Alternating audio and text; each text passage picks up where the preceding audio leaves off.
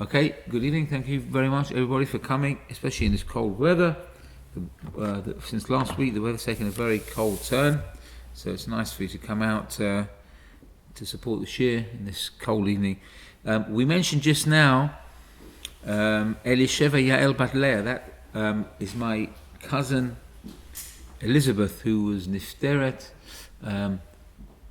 5 years ago, if I'm not mistaken. 5 years ago. She was 41 and she left behind a husband and 4 children, and was very hard on the family. Such a tzedekis and taken away so young. But Baruch Hashem, the children are doing well. The oldest son is in yeshiva. The second youngest is steiging away in the base in Hasmo.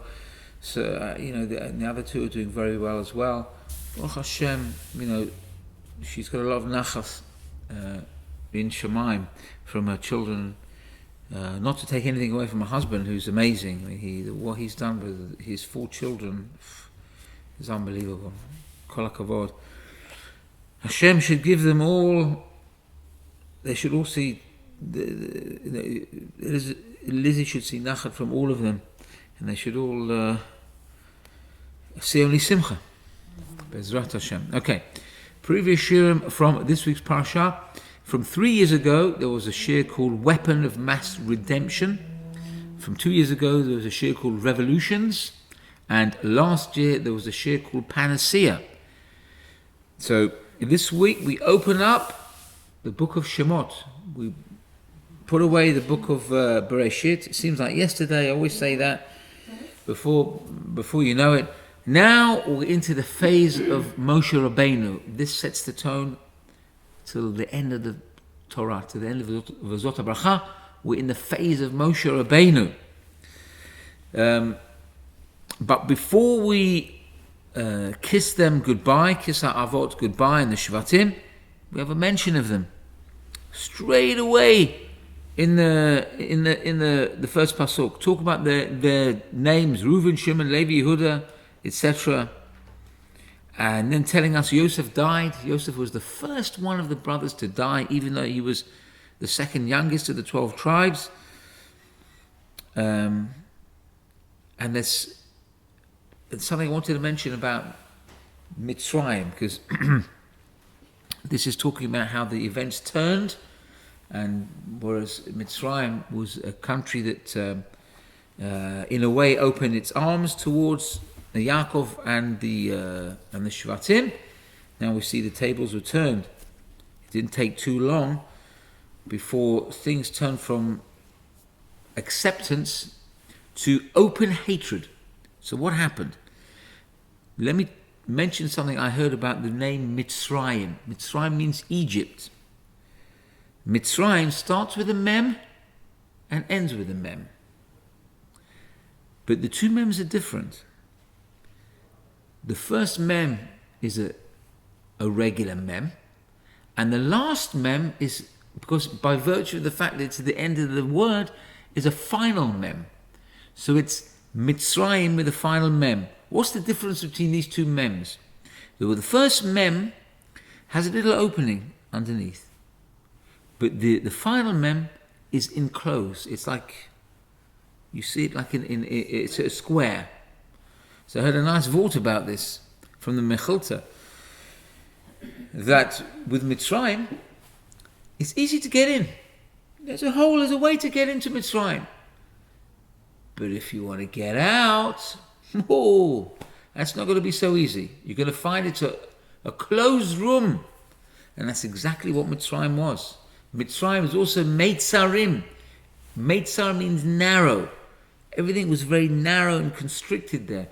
People never used to leave Egypt. If you thought Russia, 200 years ago, 100 years ago was bad, Mitzrayim, forget about it. If you were a person who wanted to leave illegally, like you were a slave, and you wanted to go out, it wasn't the fact that it was so much guarded physically by Egyptians. They had statues there, like statues of dogs, gold dogs, whatever it is, and they had this avodah zarah, that these dogs used to make a noise like an alarm system. Whew. So nobody could leave there alive. It was like Alcatraz times 10. That's Mitzrayim with the final mem at the end. So after that depressing introduction, let's talk about the king now. The king at the end of the final parasha of Sefer Bereshit, the king seemed to be very amiable. You know, he afforded a special town of Goshen to the brothers of Yosef. You know, he'd made Yosef his viceroy.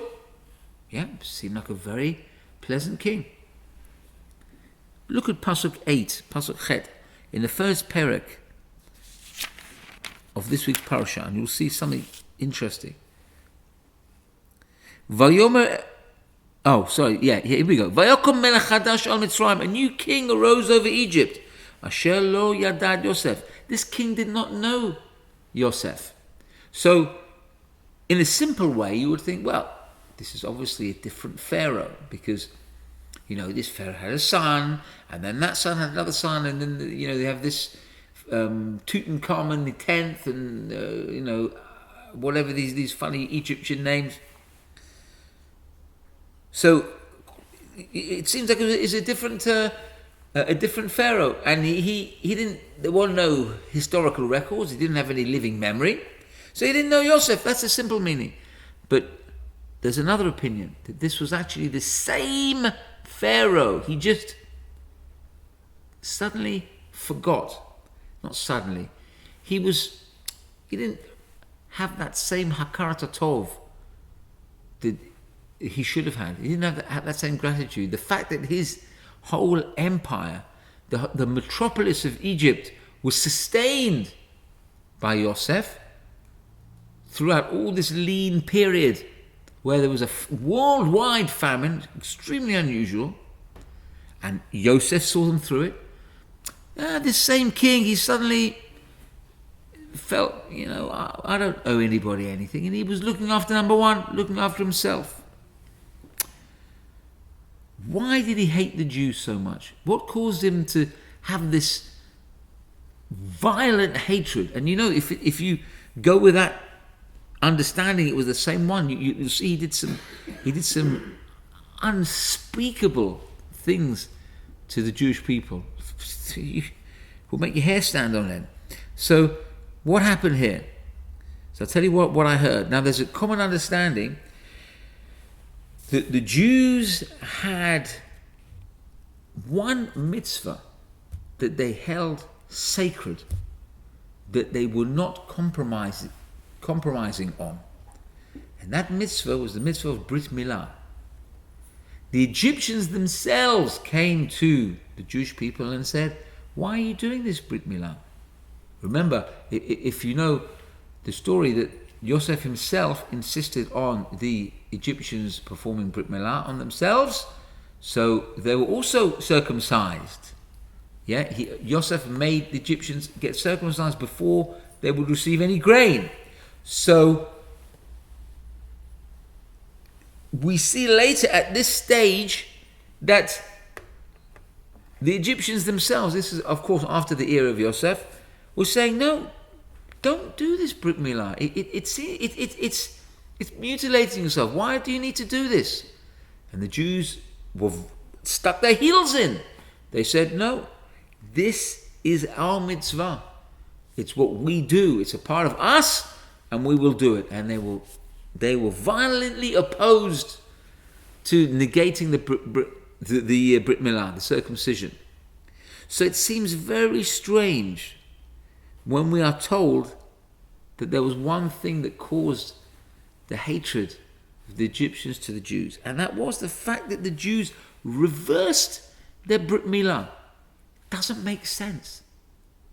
They were defending it so staunchly, and now we see that they reversed it. How did they do that? So the Beis HaLevi gives us an interesting insight. How did they reverse it?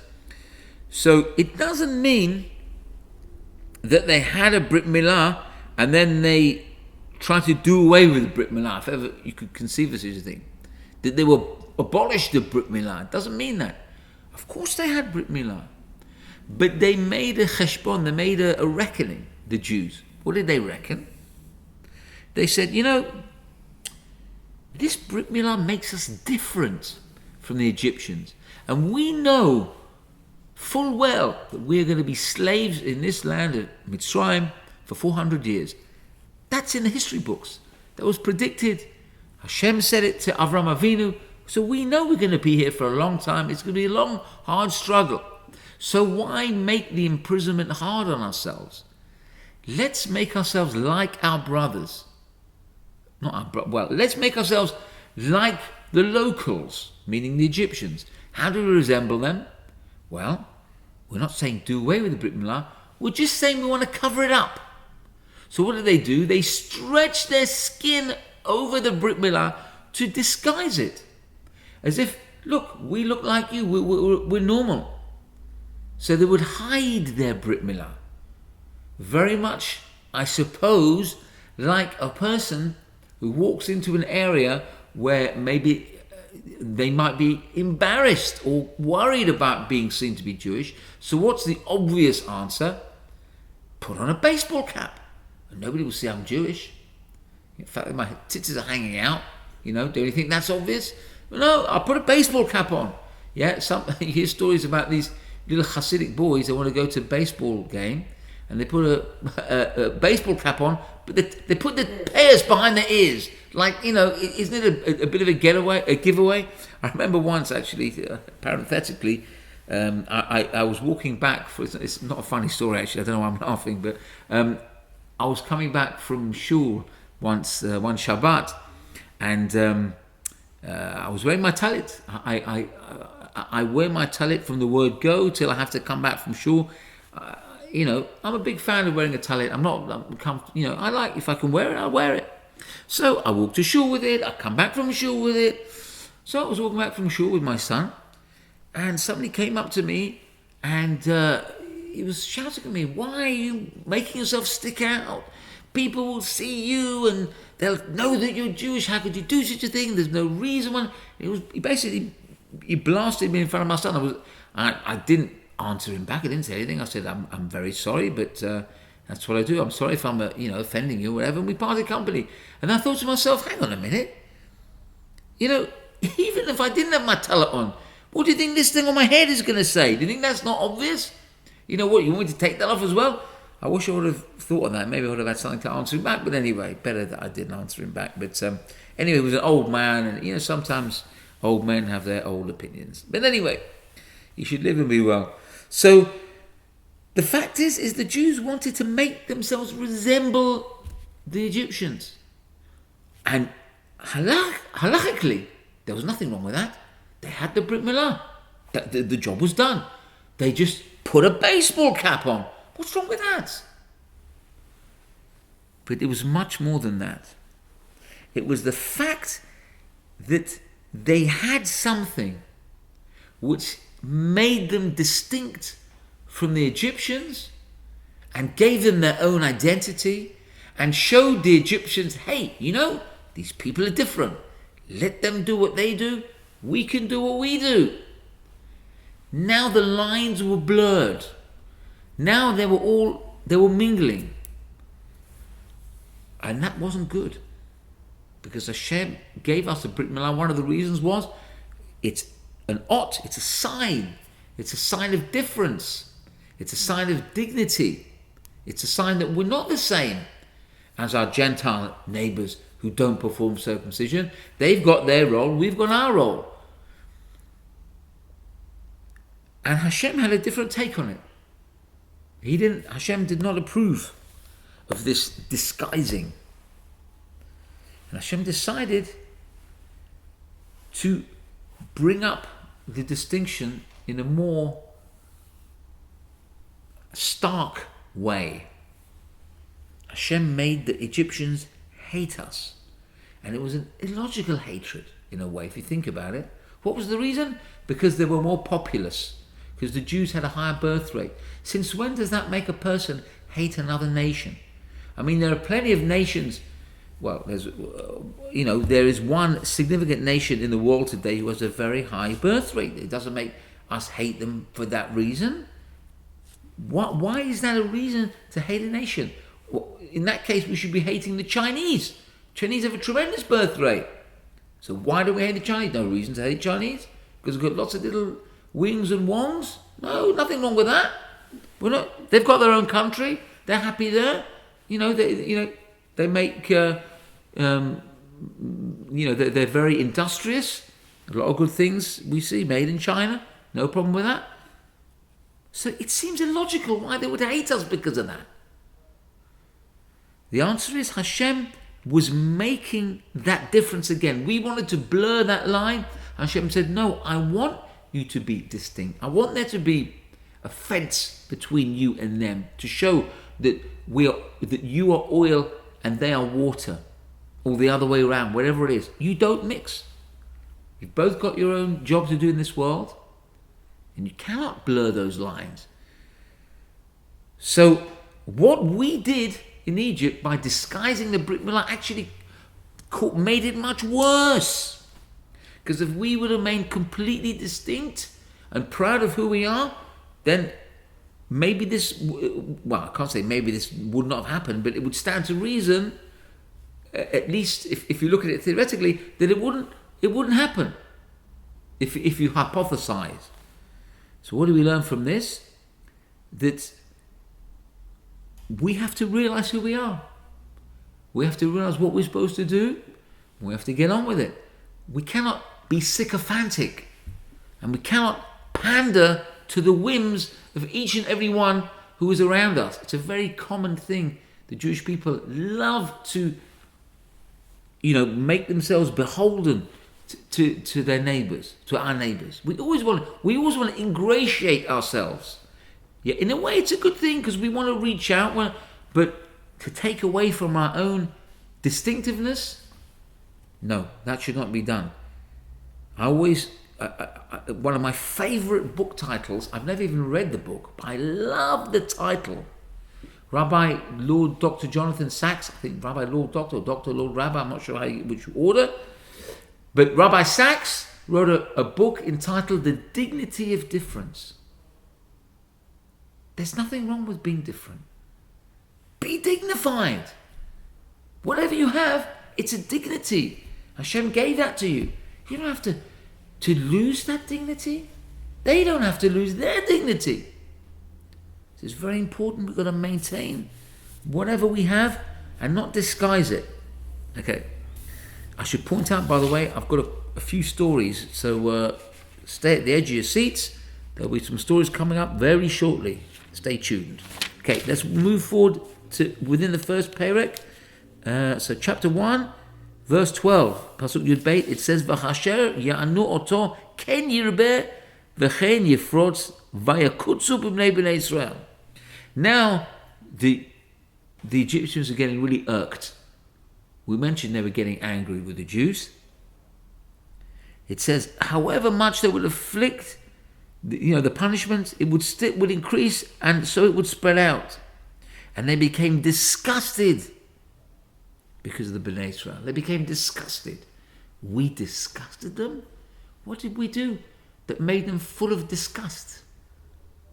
Were we doing, was it our personal hygiene? What was so disgusting? There's nothing, we're just an ordinary people doing what we do. So there's something very deep here. It's not so much that they became disgusted because of us. They became disgusted because of their own lives. Because their own lives were so worthless.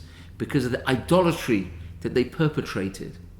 Because they were living lives debased from all morality and from any semblance, and they certainly weren't in line with the 7 mitzvot of Bnei Noach, which they should have been doing.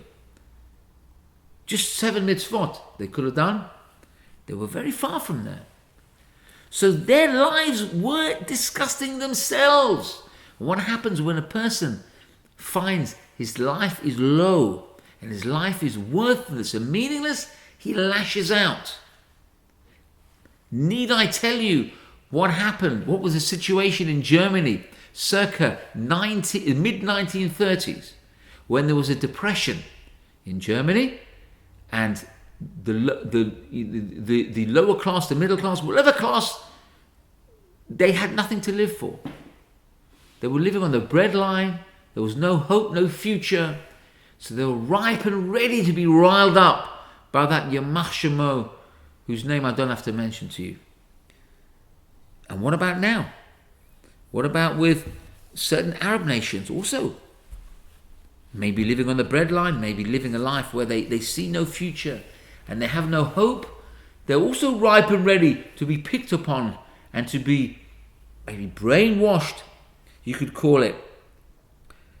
That's the ideal person to be involved in race hatred. Somebody whose life is going nowhere. If your life is going nowhere and somebody's reaching out to you with a lifeline saying, hey, I can give your life meaning. Come with me. Be a soldier. Come and be a militant. Then your life will have something worthwhile to live for. Or in some cases to die for. The history repeats itself. It was no different in the times of Mitzrayim. Now I'll tell you a story. The story doesn't really have anything to do with what I've said so far. And I'm not even sure why I'm telling this story. But because this story was told by the Nachas Tzvi, and also because one of my younger sons, Yoni, told me the story in the name of his Rebbe in school, that's why I'm going to tell it to you. It's not a pleasant story, but it just shows you how we just have to wake up and smell the coffee. We have to be ready for Mashiach. We have to be in line with Torah. We have to be on that ladder. Forget the property ladder. We need to be on the mitzvah ladder. Once we're on the mitzvah ladder, we know we're on the right direction. We need to keep moving. So this is a story told by the Nachalas Tzvi. There was a man sitting on a bus from Yerushalayim to Tel Aviv. And I think he was a religious man. He was sitting with a sefer. And there was a lady who asked him, excuse me, Salach li, can you tell me the time, please? So he said to her, Giveret, it's 20 to 6.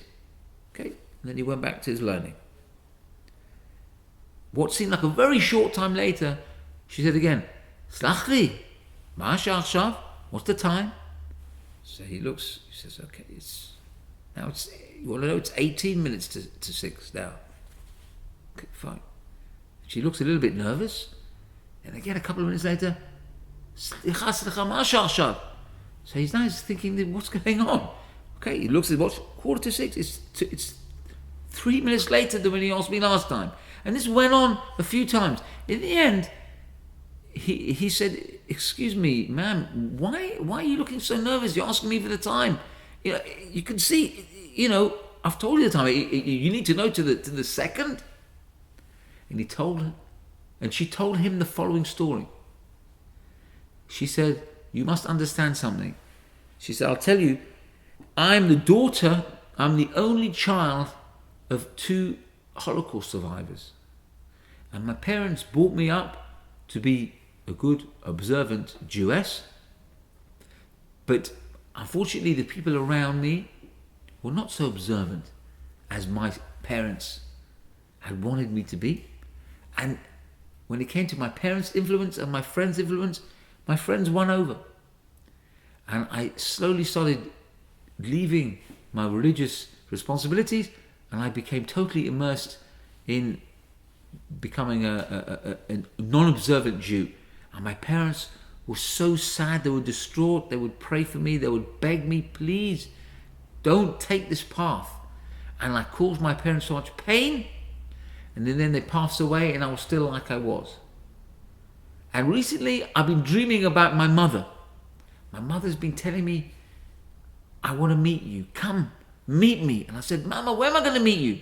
And we arranged to meet at a certain place in, wherever it is, Tel Aviv. at a certain time in a certain building, and the time that I have to meet it is 6 o'clock. So I need to get off this bus. I need to get to that place quick. And I'm going to meet my mother there. So now this man is thinking, what on earth is this woman talking about? He said, her mother's dead. She wants to meet her.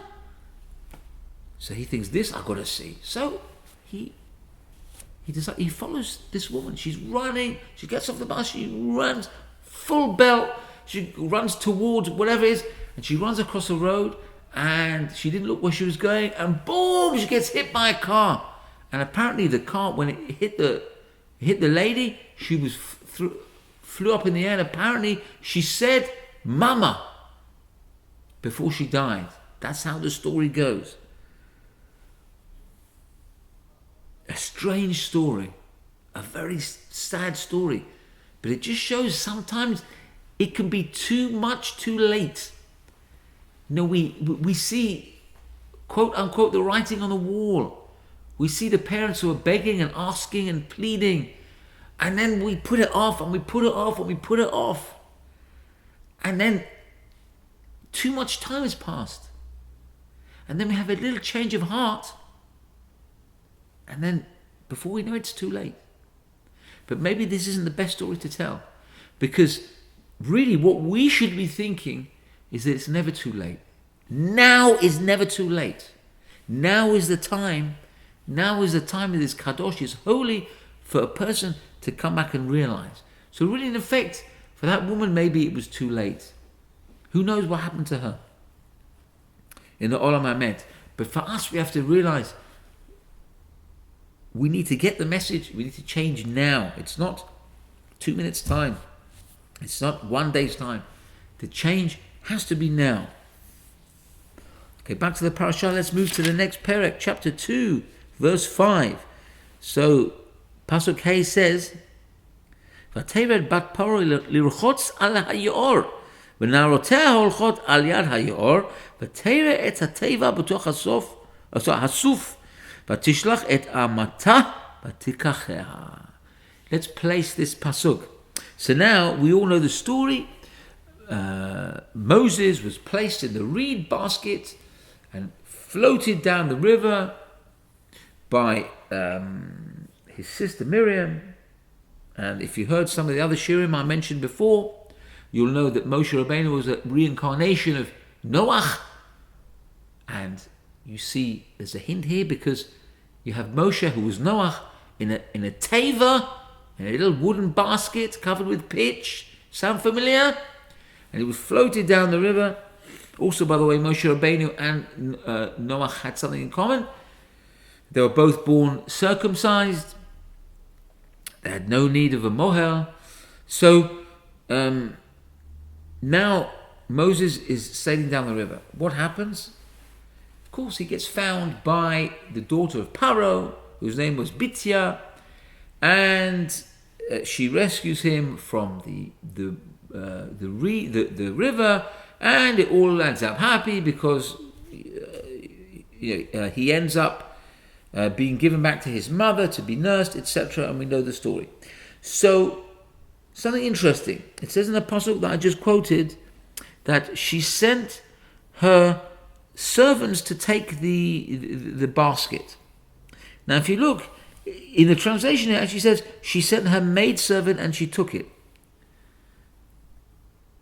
But we are told something different. We are told by Rashi, who quotes the Midrash, that the word amata can mean amah, maidservant. It could also mean, amah can mean an arm. So she sent her arm, meaning Bitya stretched her arm out into the river. Now, she was nowhere near that basket.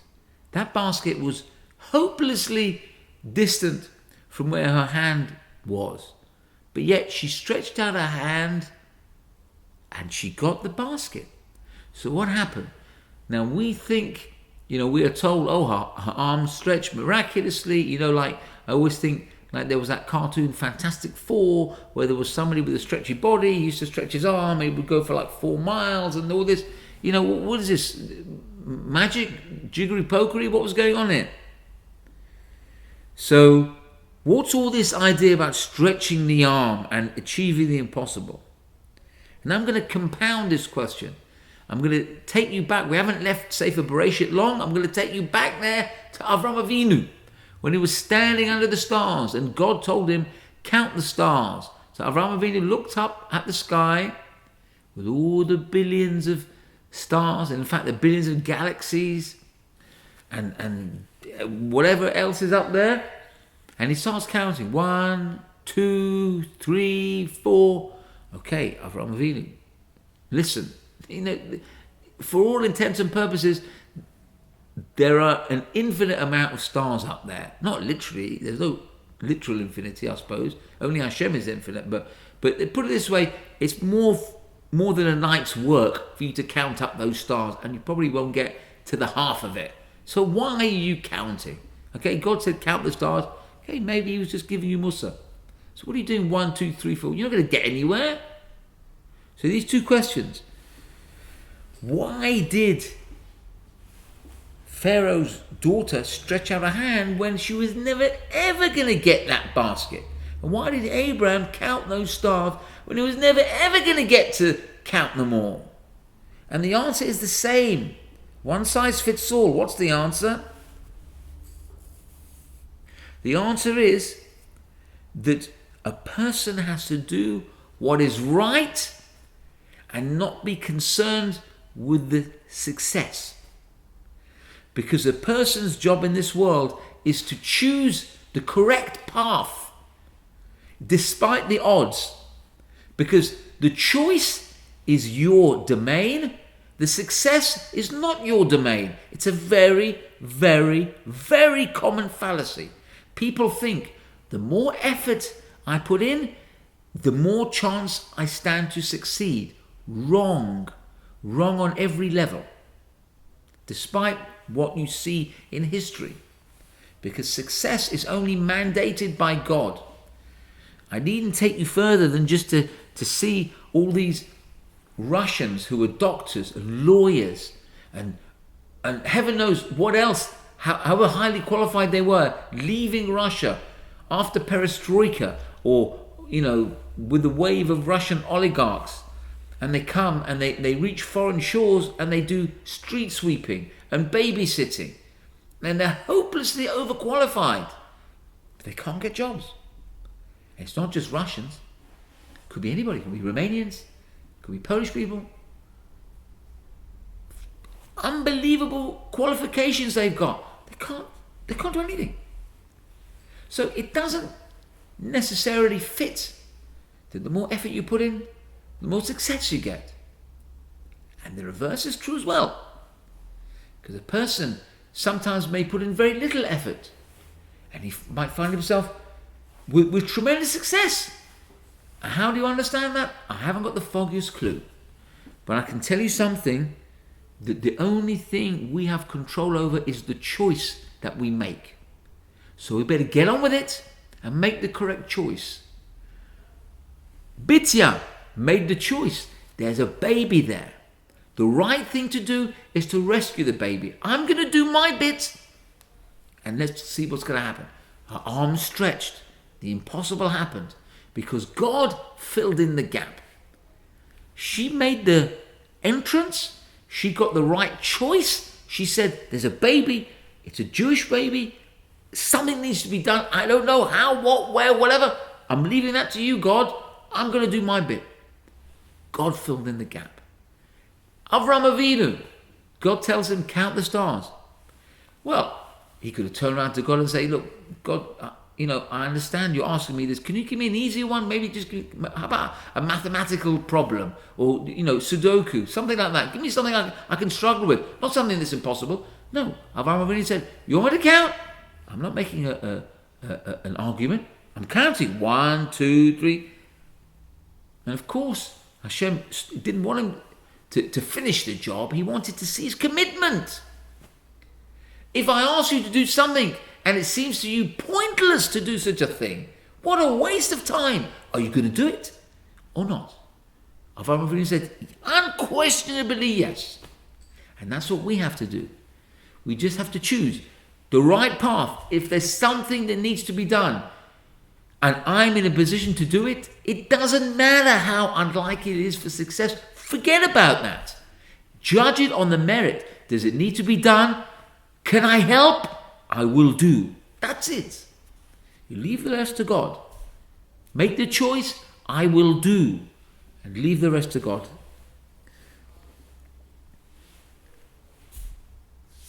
Now let's move to the third parak. I'm really just skimming through.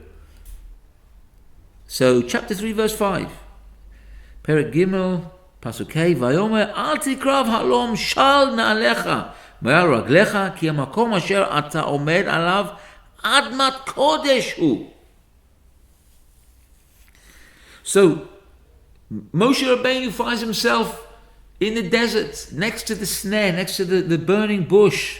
We all know this from primary school, from pre-1A if you're American. So he's there, and God says to him, take your shoes off, because you're on holy ground. But let's focus on one part of this pasuk. The place where you stand is holy ground. You know what the Chafetz Chaim says about this phrase, this part of the pasuk? That a person, whatever place, whatever situation he finds himself, that is holy. That is for you to make holy. Wherever you find yourself, place, time, or whatever situation, it's your job to make that situation work and sanctify that situation. You could be on a situation where the conditions are less than conducive. Like I always give an example, you can have two types of people who learn Torah. There's a type of person who learns Torah in the Beit HaMidrash, where he walks in straight away. There's on the left-hand side, there's tea and coffee. He comes and sits down in a nice, comfortable chair. It's got a nice, upholstered seat. He's sitting down nicely.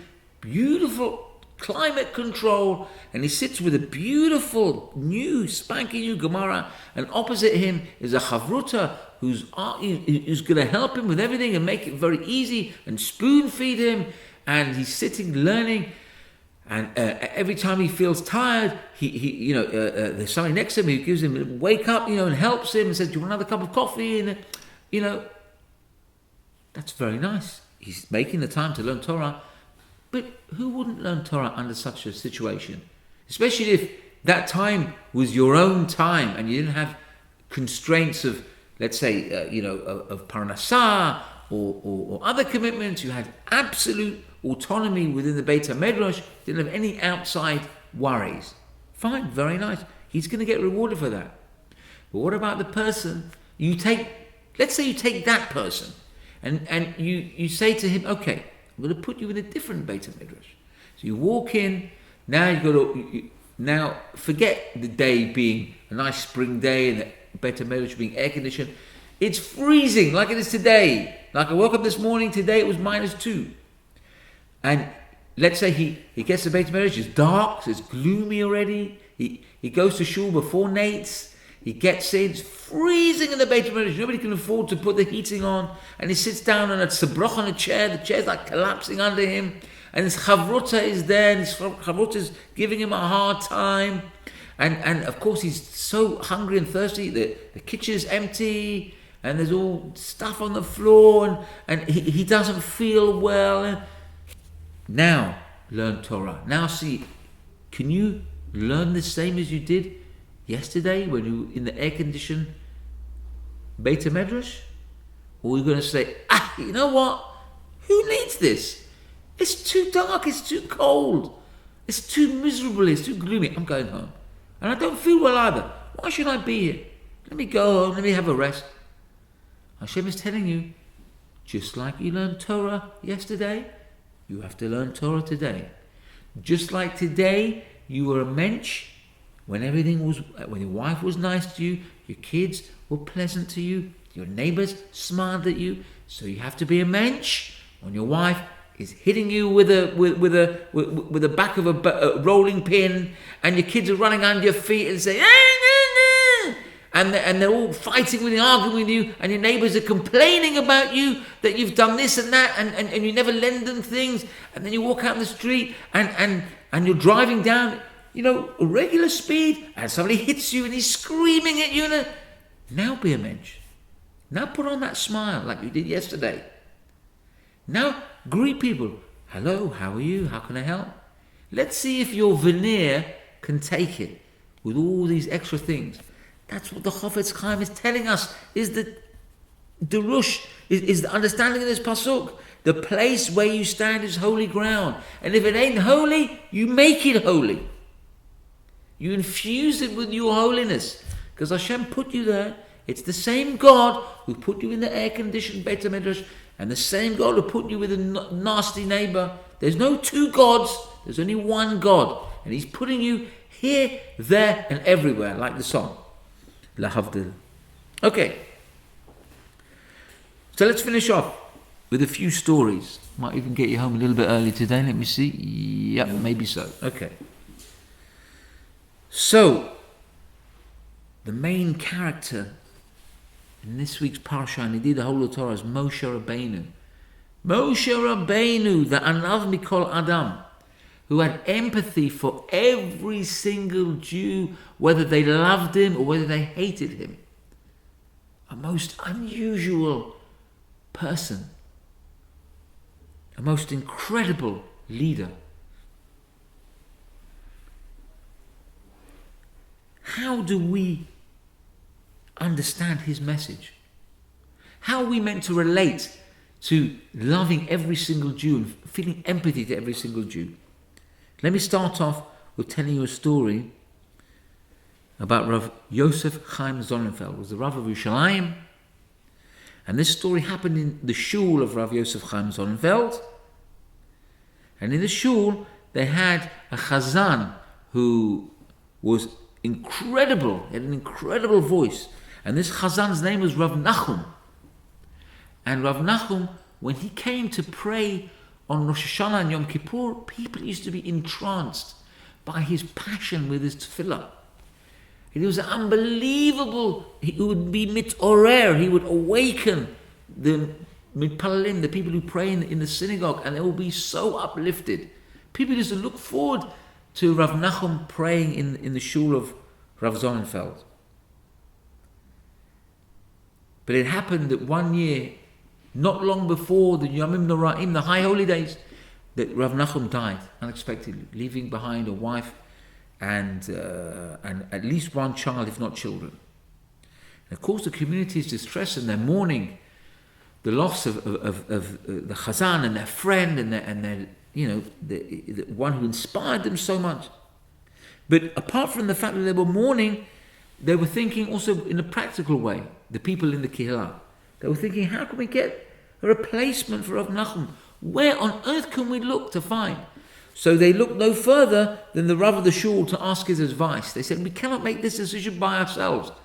And they went to Rav Yosef Chaim Sonnenfeld and they said to him, Rabbi, who can we get to replace this Rav Nachum?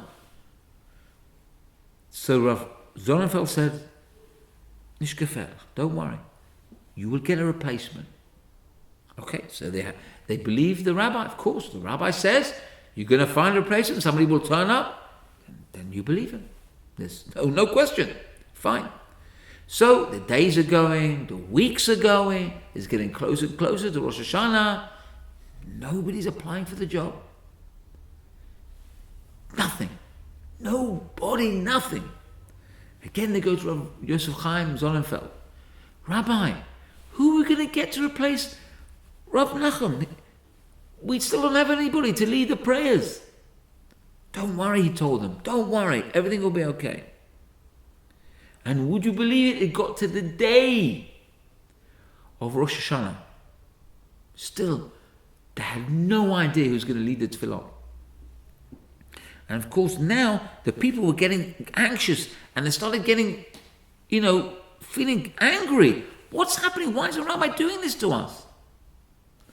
And again, on the day they approach the rabbi says, don't worry, everything is in hand. And then they see the rabbi walking across, and he walks up to the son of the late Rav Nachum, and he says, on the day he goes up to the boy, he says, you are going to take your father's place. Today, right here, right now, you're going to lead the tefillah. Now the young boy's shocked. He said, but Rabbi, I haven't practiced. I don't know the prayers. I'm totally unprepared. The Rav said, no, don't worry. There is nobody more suitable in this community than you. And of course, he went up to the bima and he led the prayers and he did fantastically. So now, the people came up to the Rav afterwards. They said, Rabbi, why did you pick the son of Rav Nachum? What was your idea behind choosing him? Did you know he was going to be the Chazan? So he said, there was a reason why I chose the son. Because maybe you didn't know, but the widow of Rav Nachum came to the shul today. And she was sitting and waiting for a husband to be the Baal Tefillah. And of course he was not there. And whoever came up to pray at that Amud, she would have felt bad. And it would have been hurting a widow. And of course, this is unspeakable, to let a widow feel and suffer like that. So I purposely went and I chose her son, so that she could feel, okay, if her husband is not there, at least her son should be there. And she could feel a little bit of nachat from her children.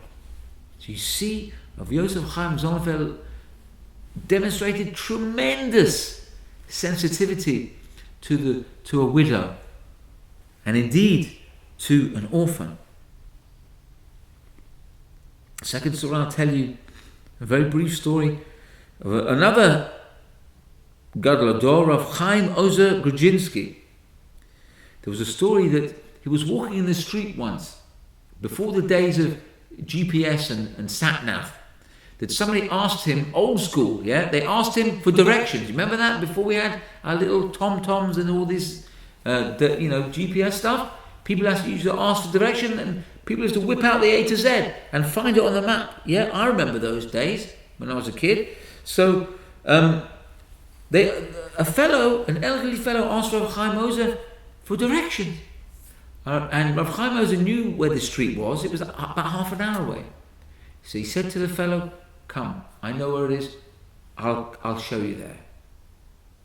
And he took the fellow for half an hour. He walked with him till he got to the destination. He made sure he got there. So of course the Talmidim said to the Rabbi, why are you walking with him half an hour? Surely you've got more important things to do. The Rabbi said, no, there is nothing more important I have to do now, or I had to do then, than to take this fellow to his destination. Why, Rabbi? They said. He said, you probably did not notice that the fellow who asked me directions had a speech impediment. And he was so embarrassed to ask me because of his stutter, that I realized if I would lead him in that direction, and then he would have to ask many people along the way, am I going the right way? And every time he would ask another person, he would feel more and more embarrassed because of his stutter. So I decided I could not have that person embarrassed. So I decided to take my time and walk him all the way till he got where he needed to go. That is tremendous sensitivity. How you look beyond the situation in front of you. You take a second look and you look beyond, you look what needs to be done. And any ordinary person would have said, here, Yashar, Yamina Smola, Od Yashar, Ala Ramzor, and given directions and finished. Maybe you might have even drawn a map and then you would have gone on your merry way. Who would think walk with a fellow half an hour? And you think that the Gadol Ador's time is not precious? You think he didn't conserve every second? But for him there was nothing more important than saving the embarrassment of a man who was stuttering. Tremendous sensitivity. And I'm going to finish now with a story that I read just now, and I actually heard this story before, but when I read it it just shows to me that our Gedolei Ador are just unbelievable examples for us. This is a story none other than Maran Rav Ovadia Yosef, Zecher Tzedek Elosh Livracha. This story, you may have heard this story before. This was told, it was quite a popular story around the time of his funeral. But I just have to say it again. I can't let this one pass. And with this I'm going to finish. So the story goes, when Rav Ovadia was a rabbi, I think it was when he was in Tel Aviv, he was coming out of shul, and there was a bunch of ruffians there, like little kids, the street kids there, playing ball. And one of them kicked the ball, and would you believe it, the ball went straight for Rav Ovadia, and it knocked his hat right off his head. Now, of course, if you're a bunch of street kids and you see something like that, you see the hat knocked off the rabbi, of course, the kids were laughing, and of course they were complimenting the guy who did it, and the guy did it himself, felt very proud. So now, you see the scenario. What would happen if one of us would be in that scenario? We'd go to that kid and say, "Excuse me, how dare you do such a thing? Do you know who I am? You do this thing, you have no shame, you're laughing," or whatever. Or maybe you might not be so strong, whatever. Listen to what Rav Ovadia did. Rav Ovadia walks calmly and collectively straight up to the kid. And the kid already makes some remark to him. He said, "Has the rabbi come to make kiddush for us?" Or something like that. Made a chutzpah remark to Rav Ovadia.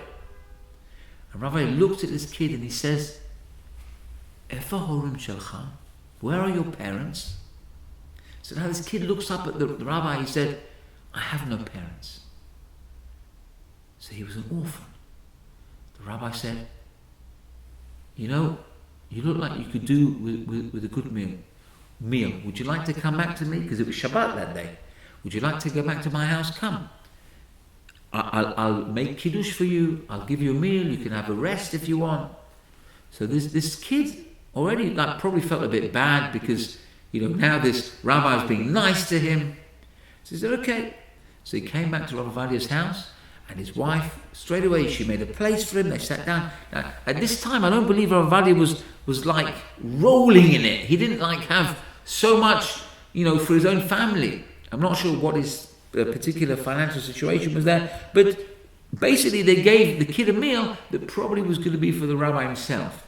So he ate, first of all they made kiddush for him, and he ate ravenously, this little boy, and then Rav Ovadia said, "Okay, you can have a rest, you look tired." Fine, they gave him a bed, he had a long shluf, he woke up after Shabbat. So the rabbi said to the kid, "So what are you going to do now?" The kid said, "I'm going to the cinema." So he said, the rabbi said, "You can afford to go to the cinema?" The kid said, "Not really, I'll find a way." He said, so the rabbi, "Would you believe this? Unless I saw this, I wouldn't believe it." The rabbi said, "Here, take some coins. You could." I don't know if he gave him haskama to go which film to see, but he gave him money, and the kid went to the cinema. Unbelievable. You see? Okay, I'm not saying we should go and give fund the people's a DVD craze, film craze. They want to go see every film and go and pay for them.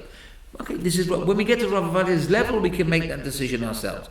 So he gives him the money, but then the kid comes back afterwards because he likes the rabbi. He becomes endeared to the rabbi. Now the rabbi's teaching him about God a little bit, and it's feeding him as well. He comes to Shabbat again, and then, to cut a long story short, this kid starts, changing a little bit. And apparently, this kid said, because the kid himself tells a story, he said, "I found out that I was not the only one that Rav Ovadia was supporting. He was supporting 12 children. And he was helping them, feeding them, guiding them, becoming their surrogate parent." Anyway, this kid comes back into Shuvah. Rav Ovadia buys him a pair of tefillin. Rav Ovadia guides him. The fellow started becoming about Shuvah. Rav Ovadia made sure he got into a yeshiva. Rav Avadia made sure he found a shidduch. So he married off this kid. This kid gets into Kollel. Listen to this. He becomes a rabbi. He becomes a dayan on the Bet Din. For 25 years, he was a dayan on the Bet Din. And Rav Avadia made sure that his children got married. He went to his children's weddings. I'm sure he was a Masada Kiddushin at this young man's children's weddings. And he even topped this. Can you believe this? Rav Avadia was even the sandak at this fellow's grandchildren's Brit. Not just one, more than one Brit Milah. Now look at that. That incident could have turned on a dime. Rav Avadia could have come out and nobody would have excused him for giving the kid a telling off. Chutzpah! You kick a football at the rabbi and you laugh? Okay, you made a mistake is one thing. You rub his face in it? You make it worse? How dare you? Instead, with this incredible sensitivity, he creates a dayan who served on the Beit Din for 25 years. How can you top that?